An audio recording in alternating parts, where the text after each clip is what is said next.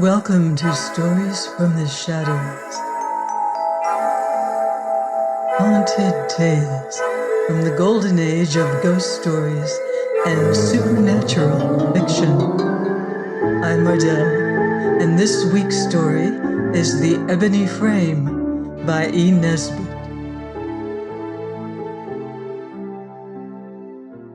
To be rich is a luxurious sensation. The more so when you have plumbed the depths of hard-upness as a Fleet Street hack, a picker-up of unconsidered pars, a reporter, an unappreciated journalist, all callings utterly inconsistent with one's family feeling and one's direct descent from the Dukes of Picardy. When my Aunt Dorcas died and left me $700 a year and a furnished house in Chelsea, I felt that life had nothing left to offer except immediate possession of the legacy. Even Mildred Mayhew, whom I had hitherto regarded as my life's light, became less luminous. I was not engaged to Mildred, but I lodged with her mother, and I sang duets with Mildred and gave her gloves when it would run to it, which was seldom. She was a dear good girl, and I meant to marry her some day. It is very nice to feel that a good little woman is thinking of you. It helps you in your work. And it is pleasant to know that she will say yes when you say, "Will you?" But as I say, my legacy almost put Mildred out of my head, especially as she was staying with friends in the country just then. Before the first gloss was off my new mourning, I was seated in my aunt's own armchair in front of the fire in the dining room of my own house. My own house. It was grand, but rather lonely. I did think of Mildred just then. The room was comfortably furnished with oak and leather. On the walls hung a few fairly good oil paintings, but the space above the mantelpiece was disfigured by an exceedingly bad print, The Trial of Lord William Russell, framed in a dark frame. I got up to look at it. I had visited my aunt with dutiful regularity, but I never remembered seeing this frame before. It was not intended for a print, but for an oil painting. It was of fine ebony, beautifully and curiously carved. I looked at it with growing interest, and when my aunt's housemaid, I had retained her modest staff of servants, came in with the lamp, I asked her how long the print had been there. "Mistress only bought it 2 days afore she was took ill," she said, "but the frame, she didn't want to buy a new one, so she got this out of the attic. There's lots of curious old things there, sir." Had my aunt had this frame long? "Oh, yes, sir. It come long afore I did, and I've been here 7 years, come Christmas. There was a picture in it. That's upstairs, too. But it's that black and ugly it might as well be a chimbley back." I felt a desire to see this picture. What if it were some priceless old master in which my aunt's eyes had only seen rubbish? Directly after breakfast next morning, I paid a visit to the lumber room. It was crammed with old furniture enough to stock a curiosity shop. All the house was furnished solidly in the early Victorian style, and in this room everything not in keeping with the drawing-room's sweet ideal was stowed away. Tables of papier-mâché and mother-of-pearl, straight-backed chairs with twisted feet and faded needlework cushions, fire screens of old-world design, oak bureau with brass handles, a little work table with its faded, moth-eaten silk flutings hanging in disconsolate shreds. On these and the dust that covered them blazed the full daylight as I drew up the blinds. I promised myself a good time in re-enshrining these household gods in my parlor and promoting the Victorian suite to the attic. but at present my business was to find the picture as black as the chimbley back. And presently, behind a heap of hideous still life studies, I found it. Jane, the housemaid, identified it at once. I took it downstairs carefully and examined it. No subject, no color were distinguishable. There was a splodge of a darker tint in the middle, but whether it was figure or tree or house, no man could have told. It seemed to be painted on a very thick panel bound with leather. I decided to send it to one of those persons who pour on rotting family portraits the water of eternal youth. Mere soap and water, Mr. Besant tells us it is, but even as I did so, the thought occurred to me to try my own restorative hand at a corner of it. My bath sponge, soap, and nail brush, vigorously applied for a few seconds, showed me that there was no picture to clean. Bare oak presented itself to my persevering brush. I tried the other side, Jane watching me with indulgent interest.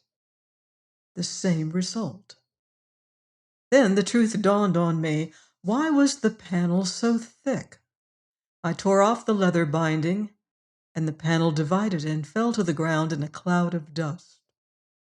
There were two pictures. They had been nailed face to face.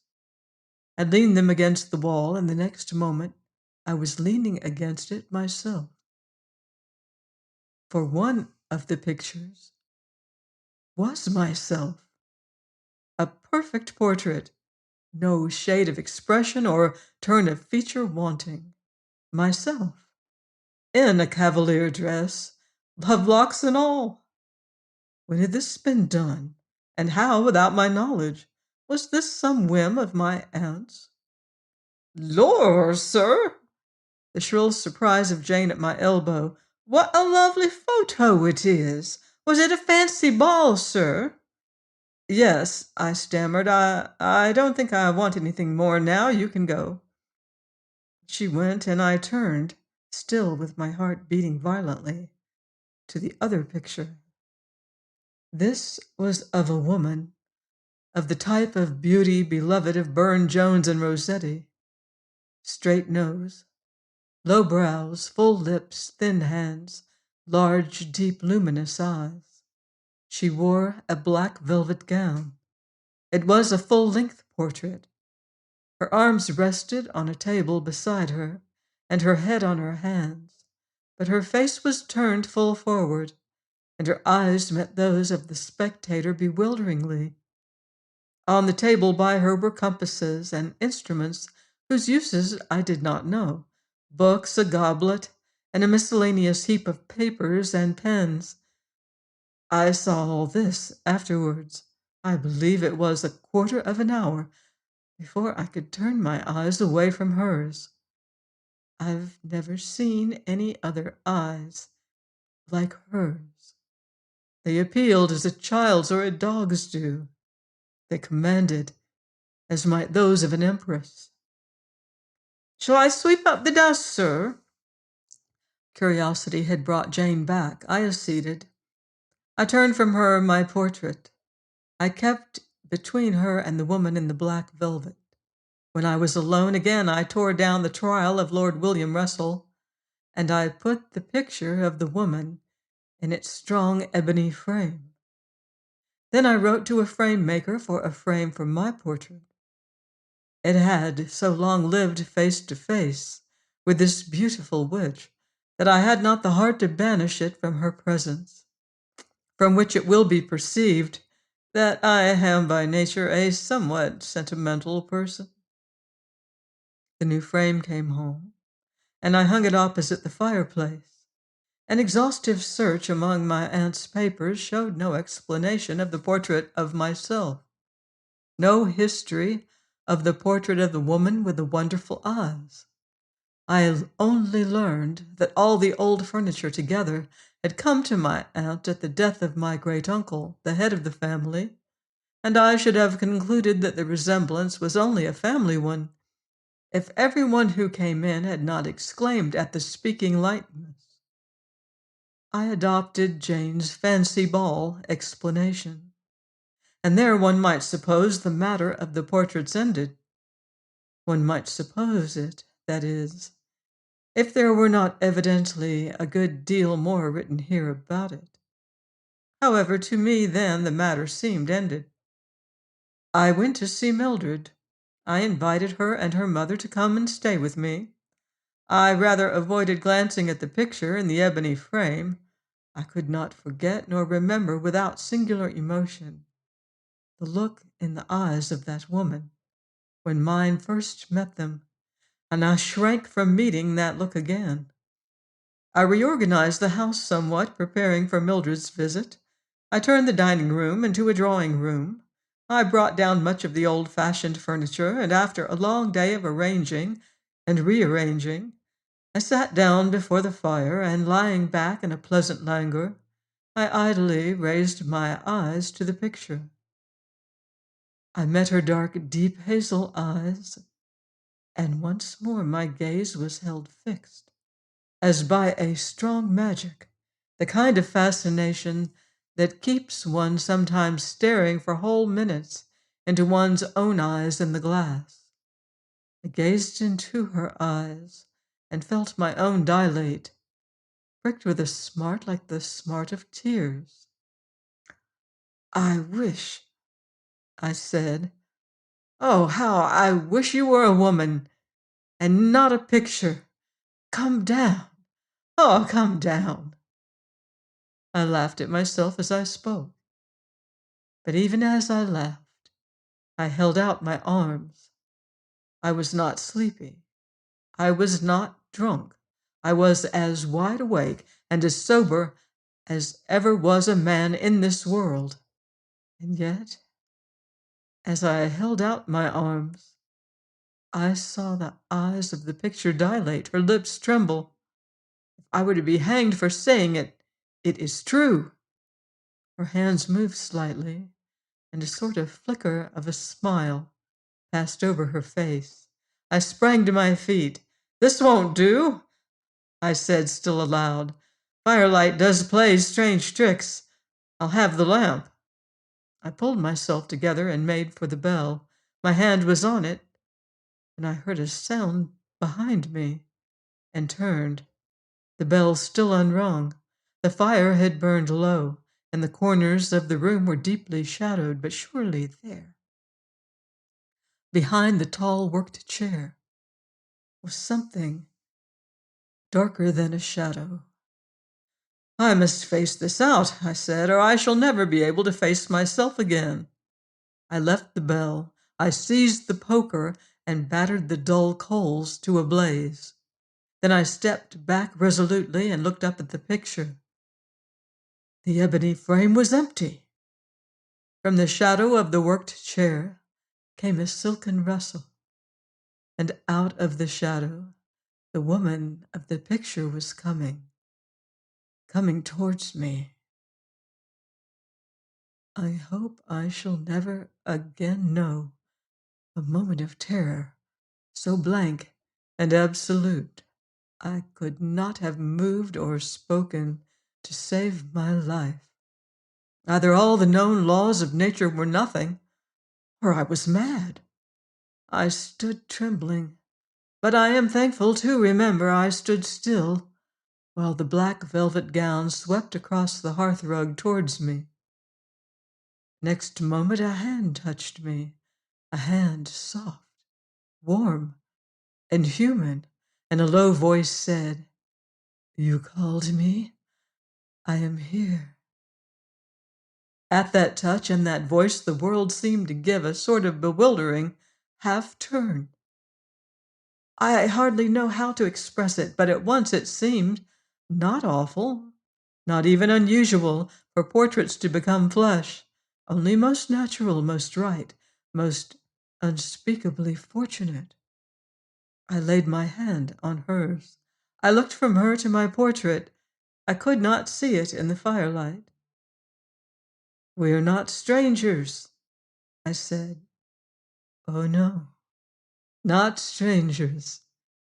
Those luminous eyes were looking up into mine. Those red lips were near me. With a passionate cry, a sense of having suddenly recovered life's one great good that had seemed wholly lost, I clasped her in my arms. She was no ghost. She was a woman, the only woman in the world. "How long," I said, "oh, love, how long since I lost you?" She leaned back, hanging her full weight on the hands that were clasped behind my head. "How can I tell how long? There is no time in hell," she answered. It was not a dream. Oh, no, there are no such dreams. I wish to God there could be. When in dreams do I see her eyes, hear her voice, feel her lips against my cheek, hold her hands to my lips as I did that night, the supreme night of my life. At first we hardly spoke. It seemed enough, after long grief and pain, to feel the arms of my true love round me once again. It is very difficult to tell this story. There are no words to express the sense of glad reunion, the complete realization of every hope and dream of a life that came upon me as I sat with my hand in hers and looked into her eyes. How could it have been a dream when I left her sitting in the straight-backed chair and went down to the kitchen to tell the maids I should want nothing more, that I was busy and did not wish to be disturbed, when I fetched wood for the fire with my own hands and, bringing it in, found her still sitting there, saw the little brown head turn as I entered, saw the love in her dear eyes, when I threw myself at her feet and blessed the day I was born, since life had given me this. Not a thought of Mildred. All the other things in my life were a dream. This is one splendid reality. "I'm wondering," she said after a while, when we had made such cheer, each of the other, as true lovers may after long parting. "I'm wondering how much you remember of our past." "I remember nothing," I said. "Oh, my dear lady, my dear sweetheart, I remember nothing but that I love you, that I have loved you all my life." "You remember nothing? Really? Nothing?" "Only that I am yours, that we have both suffered, that—" "Tell me, my mistress dear, all that you remember. Explain it all to me. Make me understand, and yet—" "No, I don't want to understand. It is enough that we are together." If it was a dream, why have I never dreamed it again? She leaned down towards me. Her arm lay on my neck and drew my head till it rested on her shoulder. "I am a ghost, I suppose," she said, laughing softly, and her laughter stirred memories which I just grasped at and just missed. "But you and I know better, don't we? I will tell you everything you have forgotten. We loved each other. Ah, no, you have not forgotten that. And when you came back from the war, we were to be married. Our pictures were painted before you went away. You know I was more learned than women of that day. Dear one, when you were gone, they said I was a witch. They tried me. They said I should be burned, just because I had looked at the stars and had gained more knowledge than they. They must needs bind me to a stake and let me be eaten by the fire. And you, far away." Her whole body trembled and shrank. Oh, love, what dream would have told me that my kisses would soothe even that memory? "The night before," she went on, "the devil did come to me. I was innocent before. You know it, don't you? And even then my sin was for you, for you. Because of the exceeding love I bore you, the devil came and I sold my soul to eternal flame. But I got a good price. I got the right to come back through my picture if anyone looking at it wished for me, as long as my picture stayed in its ebony frame. That frame was not carved by man's hand. I got the right to come back to you, oh, my heart's heart. And another thing I won, which you shall hear anon. They burned me for a witch. They made me suffer hell on earth. Those faces all crowding round the crackling wood and the smell of the smoke. Oh, love, no more, no more. When my mother sat that night before my picture, she wept and cried, "Come back, my poor lost child." And I went to her with glad leaps of heart. Dear, she shrank from me. She fled. She shrieked and moaned of ghosts. She had our pictures covered from sight and put again in the ebony frame. She had promised me my picture should stay there always. Ah, through all these years, your face was against mine. She paused. But the man you loved? You came home. My picture was gone. They lied to you, and you married another woman. But someday I knew you would walk the world again and that I should find you. The other gain? I asked. The other gain, she said slowly, I gave my soul for. It is this. If you also will give up your hopes of heaven, I can remain a woman. I can move in your world. I can be your wife. Oh, my dear, after all these years, at last. If I sacrifice my soul, I said slowly, with no thought of the imbecility of such talk in our so-called 19th century. If I sacrifice my soul, I win you? Why, love, it's a contradiction in terms. You are my soul. Her eyes looked straight into mine.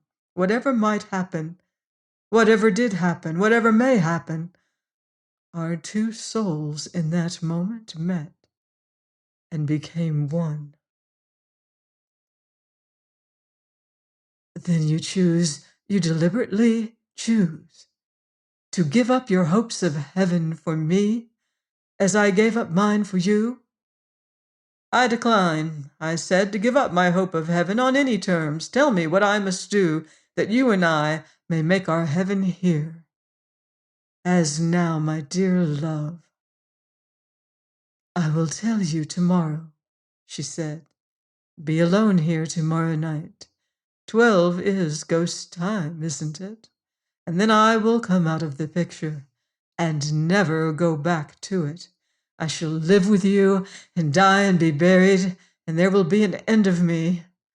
But we shall live first, my heart's heart. I laid my head down on her knee. A strange drowsiness overcame me. Holding her hand against my cheek, I lost consciousness. When I awoke, the gray November dawn was glimmering, ghost-like, through the uncurtained window. My head was pillowed on my arm, which rested. I raised my head quickly. Not on my lady's knee, but on the needle-worked cushion of the straight-backed chair. I sprang to my feet.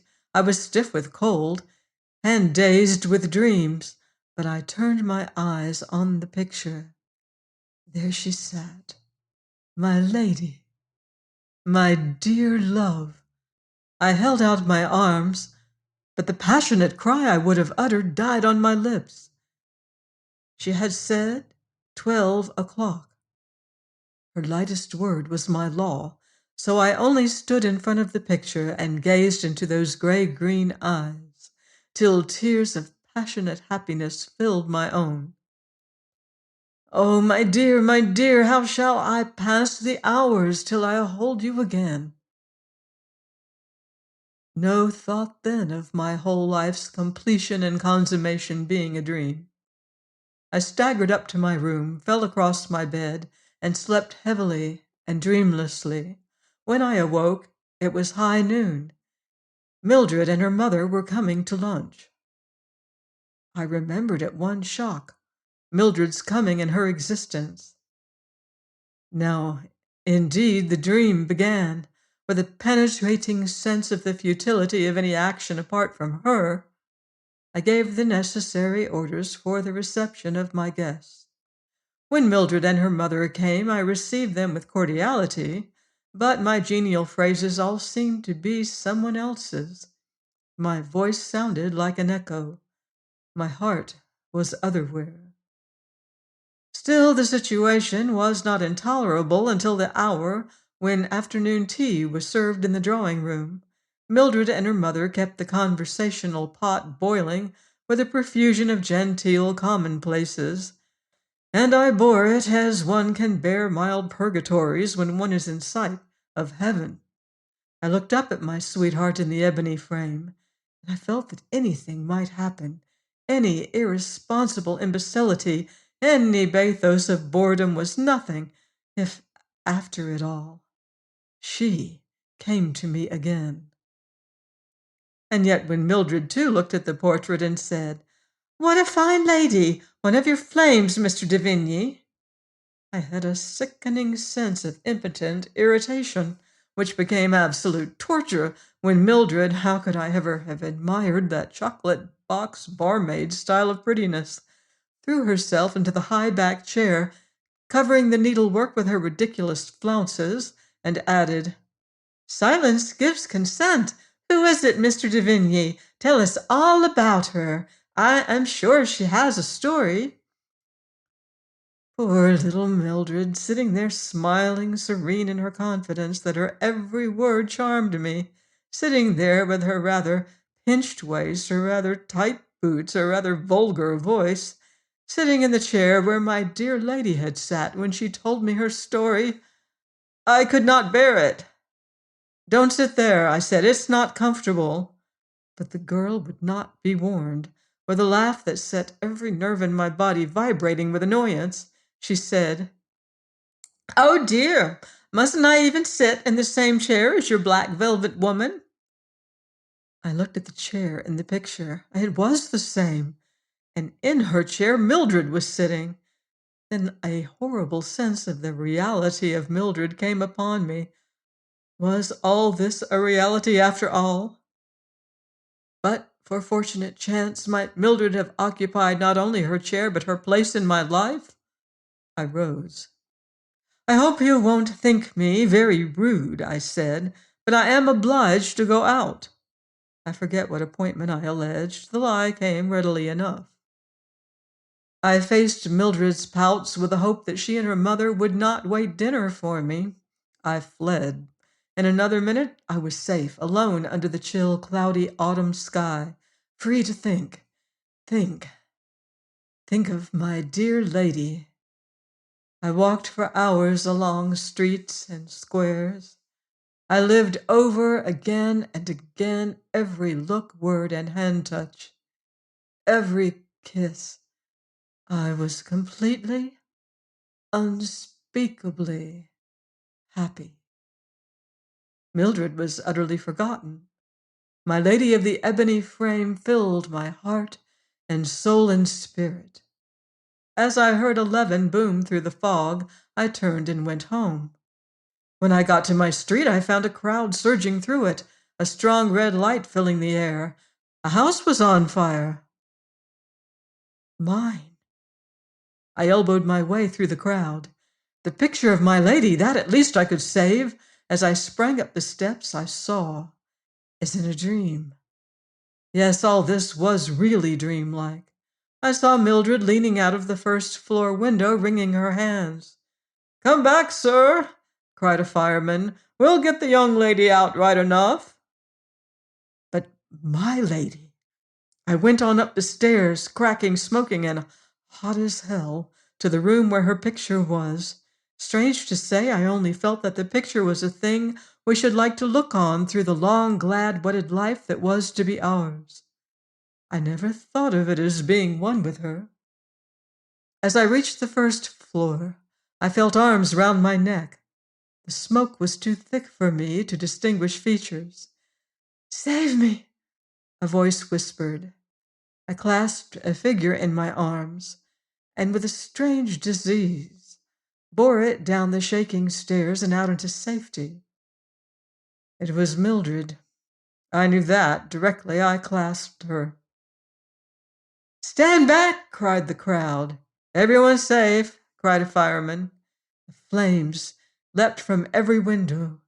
The sky grew redder and redder. I sprang from the hands that would have held me. I leaped up the steps. I crawled up the stairs. Suddenly, the whole horror of the situation came on me. As long as my picture remains in the ebony frame, what if picture and frame perish together? I've fought with the fire and with my own choking inability to fight with it. I pushed on. I must save my picture. I reached the drawing room. As I sprang in, I saw my lady. I swear it, through the smoke and the flames, hold out her arms to me, who came too late to save her and to save my own life's joy. I never saw her again. Before I could reach her or cry out to her, I felt the floor yield beneath my feet, and I fell into the fiery hell below. How did they save me? What does that matter? They saved me somehow. Curse them. Every stick of my aunt's furniture was destroyed. My friends pointed out that as the furniture was heavily insured, the carelessness of a nightly studious housemaid had done me no harm. No harm. That was how I won and lost my only love. I deny with all my soul in the denial that it was a dream. There are no such dreams. Dreams of longing and pain there are in plenty, but dreams of complete, of unspeakable happiness. Oh, no. It is the rest of life that is the dream. But if I think that, why have I married Mildred and grown stout and dull and prosperous? I tell you, it is all this that is the dream. My dear lady only is the reality. And what does it matter what one does in a dream? Join me next week for more horrible hauntings on Stories from the Shadows. Until then, I wouldn't blame you if you leave the lights on.